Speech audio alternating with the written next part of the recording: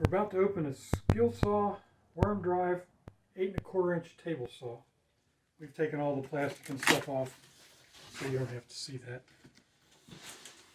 Actually, I took the manual out and was reading that too.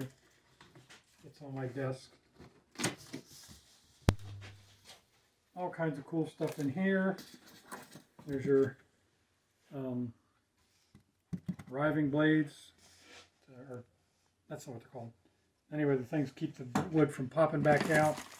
Your safety guide, keep you from putting your fingers in the blade.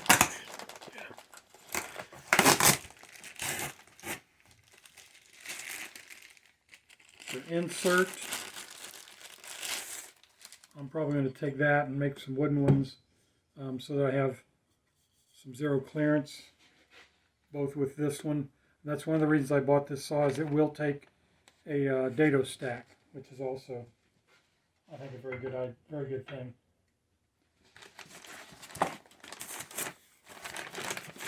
Here's your miter gauge.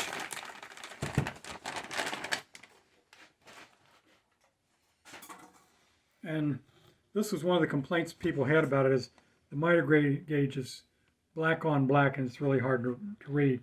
But I'm going to make a table saw sled, or a couple of them. So I won't be using this that much.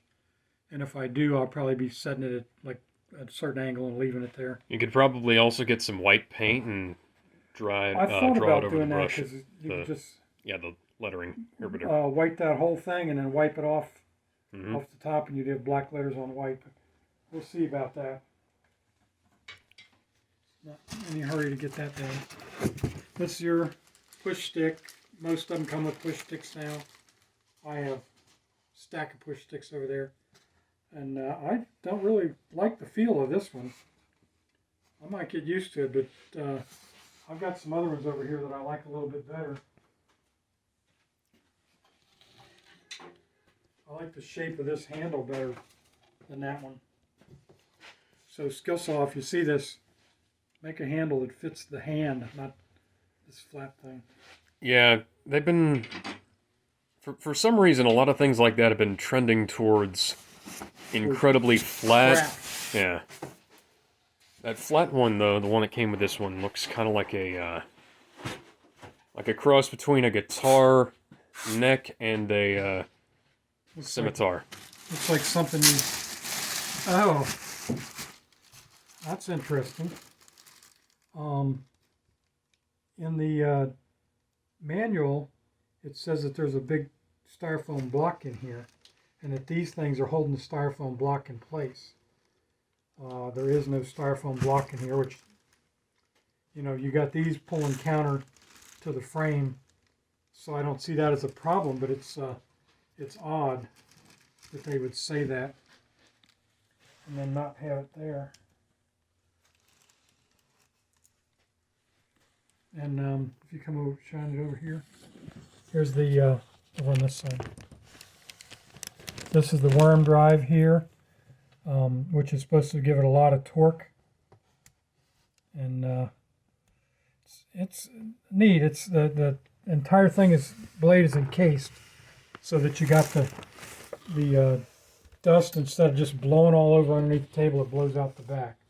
That's one of the features on these newer saws that I really like. I'm going to go ahead and cut these loose since we've got it upside down. Do we want to use my knife for that? No, I got it. Okay.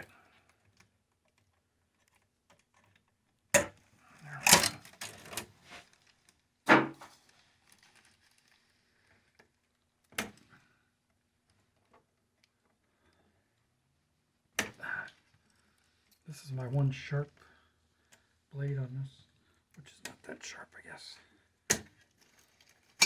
Mom would almost have a conniption if she saw you cutting like that. Who? Mom. Yeah, she's quite a few conniptions. Okay, let's see if there's anything else we need to...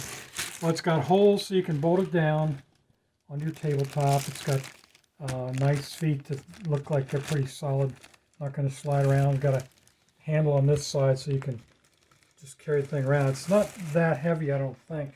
No, if the box wasn't quite as big, I could have probably carried it in by myself.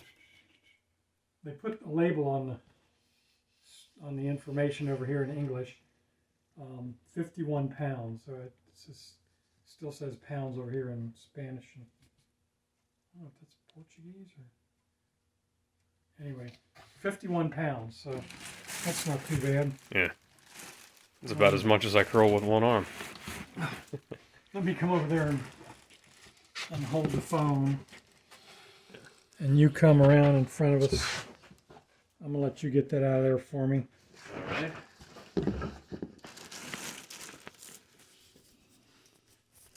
Just so he has the practice. Yes. Yes, indeed. Okay, so you just want me to lift it straight out? Yep, straight up. Let me get the box out of the way. And Turn it over? go ahead and turn it over. It's actually supposed to lay on this side because the handle's on that side, but I don't think it's any real problem.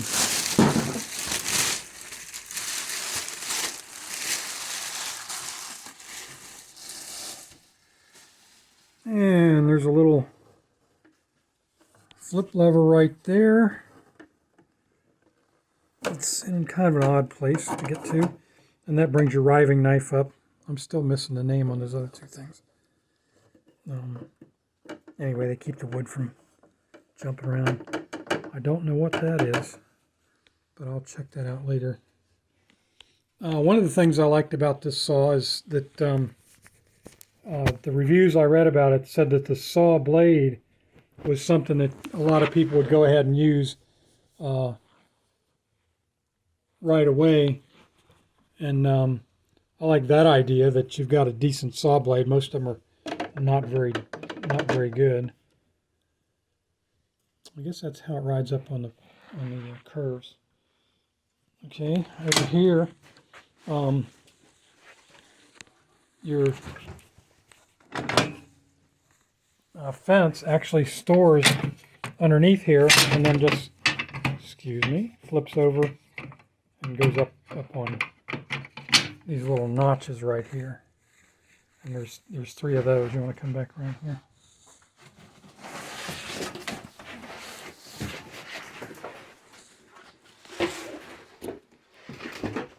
Okay. I'm going to turn this around so you can see it. Let's do it here. Just the front. Okay.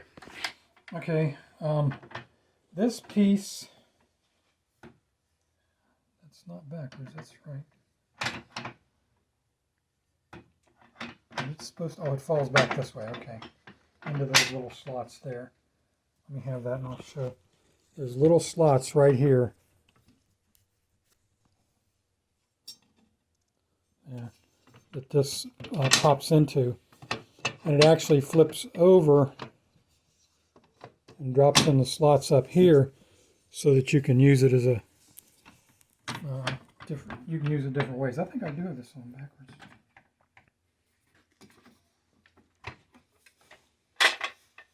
Because this piece comes up and falls down here, and when you bring this whole thing out, this supports your workpiece. You can also use it here like that as for shallow pieces or whatever. I don't know.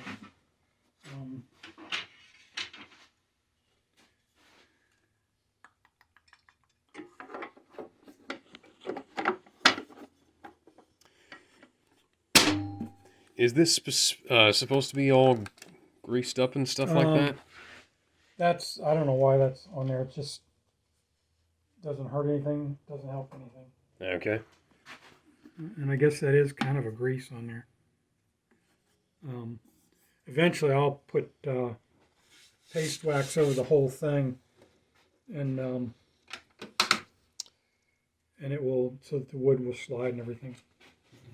Now you've got It's kind of oiled over here, yeah. You got 2 different ways to read here. You got the this one is for the whole track, moving back and forth, and then you can take it out beyond here, and then you're reading, once you get it past a certain point, you're reading the bottom track. This goes out to, when you pop this up and put it on the outer pin. Come on. It really isn't that hard to get off. So I say, hey. Okay, that's the outer pin. That takes you out to 25 1/4 inches you can actually cut on this. So if you've got a piece of plywood, you want to cut it in half, 2x2 instead of 4x8, 2x8 instead of 4x8, whatever. Then you can do that. And this will drop down here to the same level as this, and it'll support the work out here on the end. We're going to get that out of the way for now. Now we can take this off, and we go up here.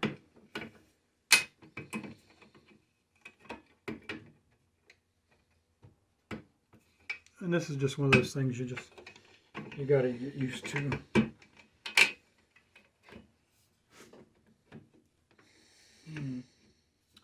Something not quite right here, because these screws are hitting this. So something I'm doing is not quite right. Let's bring this all the way in. I don't think that's going to make any difference.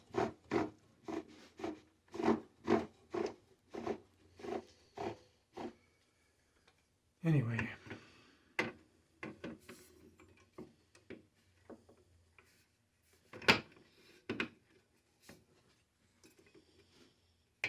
I'll have to look at the manual for that, but that actually locks it in here so that you have it closer to the blade. You're working on this part, and the other out here, you're working farther out here. You're working at the maximum distance. So it's in any case, it's very flexible. And it locks in place that way. We got another little clip down here. Cut that loose.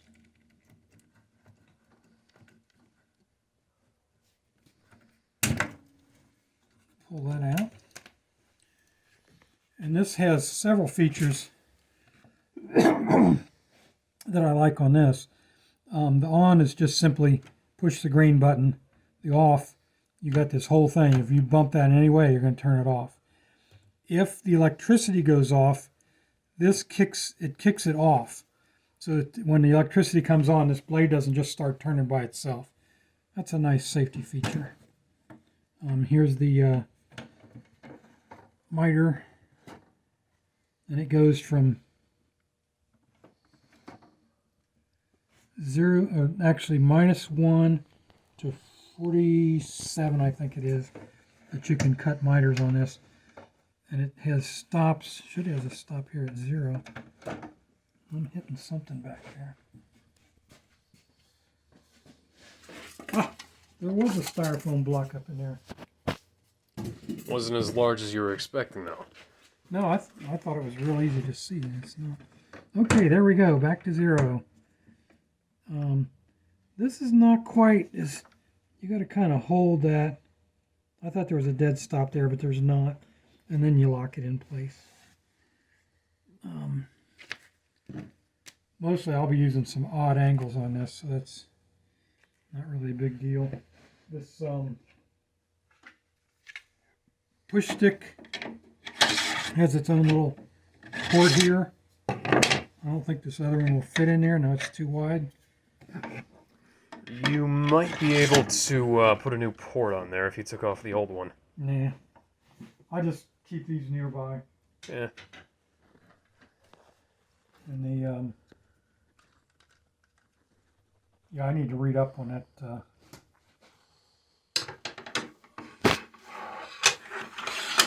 on the fence here and see what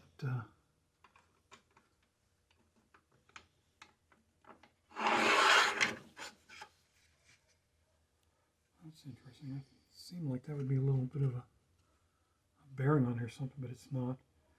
Now, just looking at it there, I didn't hit 90. I need to bring that a little bit closer to get that dead on 90. So again, the numbers are really not that easy to read. Of course, I was at an angle, so that's a different thing too. Here's the blade goes up.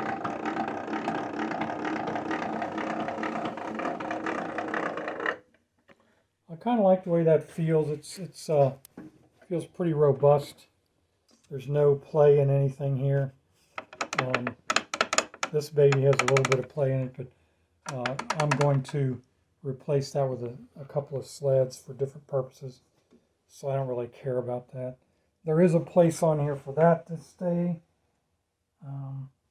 There's also several tools. Here's one for making adjustments on things. All of these little screws all over the place are all Allen wrenches, and that's how you adjust that. This is not here.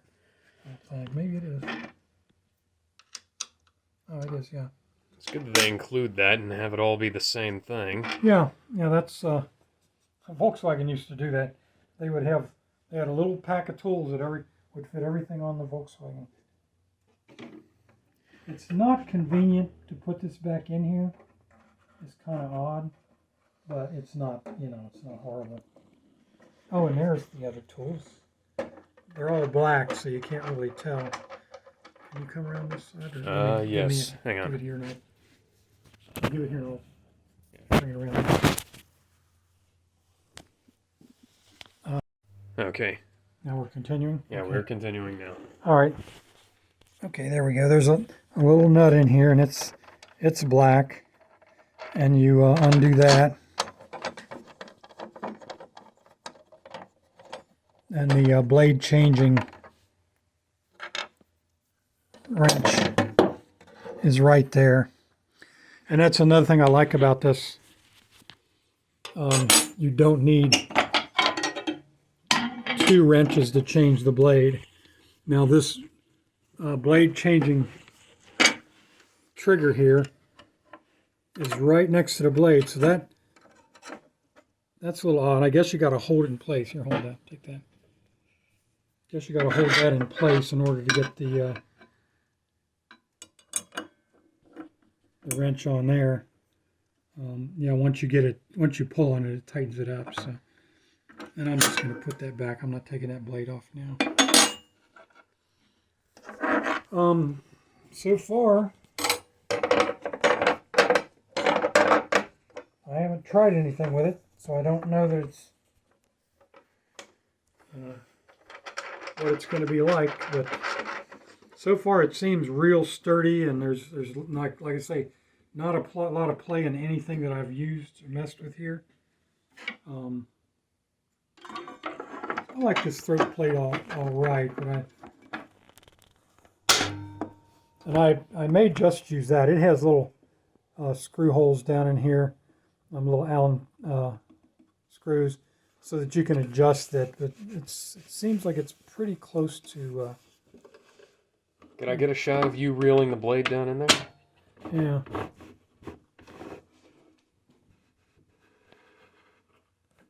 And there's the blade going back down in.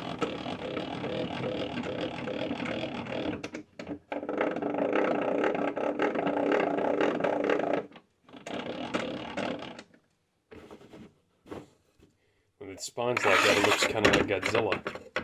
With what? These? This? Yeah. Yeah. Now, I'm going to cut a piece of wood.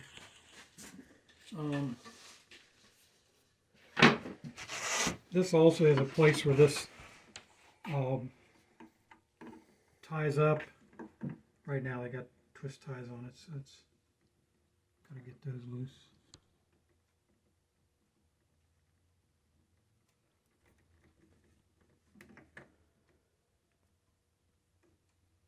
I'm turning it the wrong way. Oh, that's right.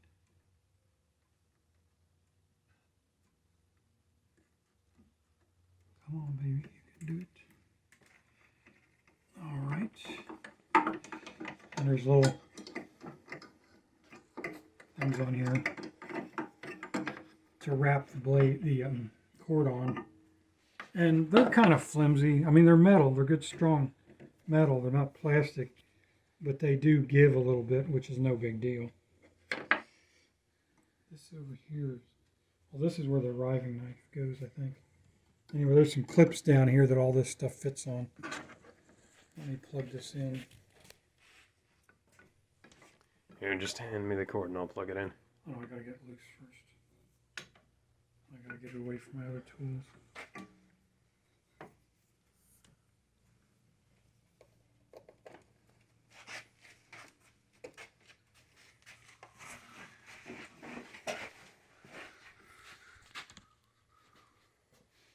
All right, let's try their push tool here.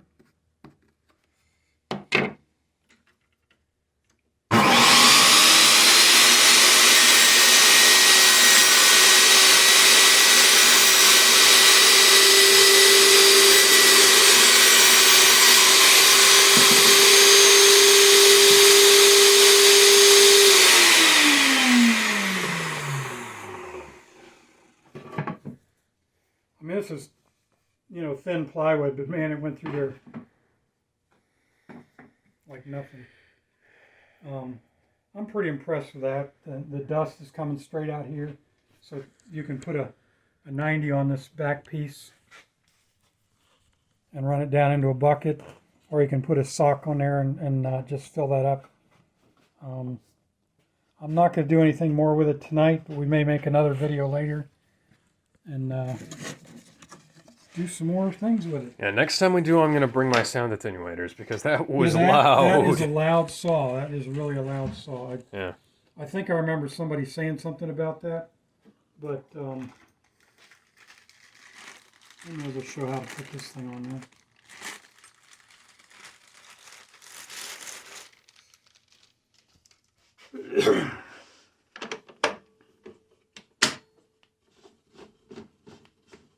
That's something I'm going to have to get used to. Okay, now the riving knife. You unplugged that, right? Okay.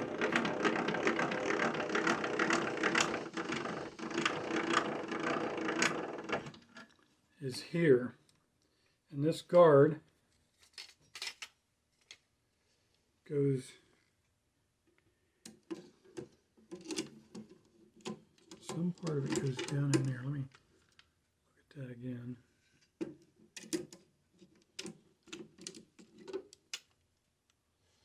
There's a little black spline thing on there. That snaps down there. This drops in place. And this snaps in place. It's pretty solid.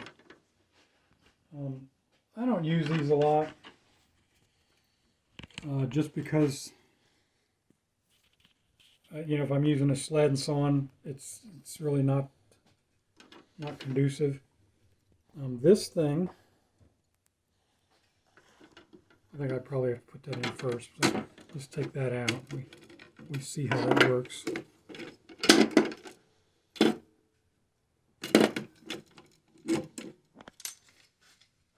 Not that hard. This has a notch in there, slides on there, and I think you have to, oh yeah, you push that in. And it drops into that, there it goes. I was holding these guys up, so that's pretty solid in there. And that, of course, keeps your boards from kicking back. Now, I don't do a lot with this, but what I do, I want really precise cuts, and I'm using nice hardwoods, so I don't want the marks that these might put on there to have to sand off later. So I probably won't be using this very much, but if I'm doing, you know, bigger pieces of wood and all that, then I, without the sled, then I would definitely put these back on and use them for that. And I'll have to look at the book, because there's a place right here, and I don't know which one goes where, but they both go either on here or on here. So that there's a place to store them. You don't just have them sitting around the shop. Yeah. And I'll figure out how to do that later. From a certain angle, those look like the wings on Thor's helmet. And it's odd because they're not equal. Hmm. Let me put them back on here.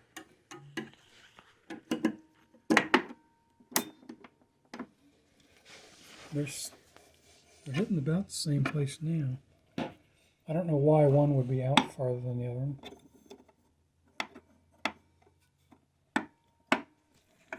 They got plenty enough spring on them. Should be able to push a piece of wood through there fairly easily without having to worry about those making too much of a mark.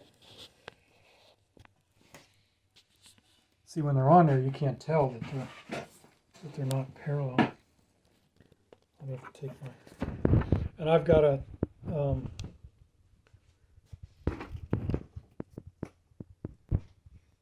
a tool here. Let me show this. This slides into either miter slot, and then you can use these to. Actually, I've got it locked in place, but I'm going to use these to check the blade on both sides to make sure it's square to the table. You know, you just set a square up there if you're happy with that. And I'll do the same thing with this, although with these, you can bring this back to the edge of this, and it is pretty darn close to square, to perfect square with the miter slot. But the miter slot is rounded, so you know, if you want to, you can go with that. Again, you just take this out a little bit. Oh, this one is for the other side. That's what that's over there for. This is if you want to put the gate on the, or the table, this thing, on the other side, which I will probably never do. I don't like cutting from that side. And I don't see any reason to if I don't have to. So this might be a left-handed thing. Could be. This you can take it and you can lock it in place. Well, now I just locked it in place in the way of the blade. Lock it in place, bring this up against it, get it in place, and you do want to keep it so that you can get past the saw.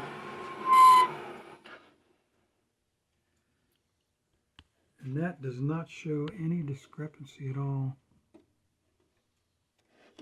I've got it zeroed out. There is no difference there whatsoever.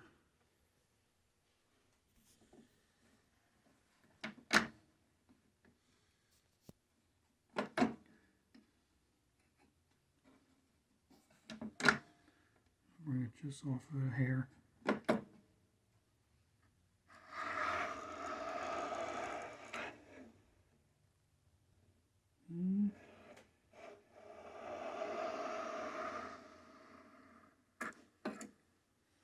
There might be a couple of thousandth off, but that's why these things are here. You can take these and loosen them and adjust them, where you can get this within a thousandth of an inch, perfectly square. And that's our show for today. Thank you very much for watching.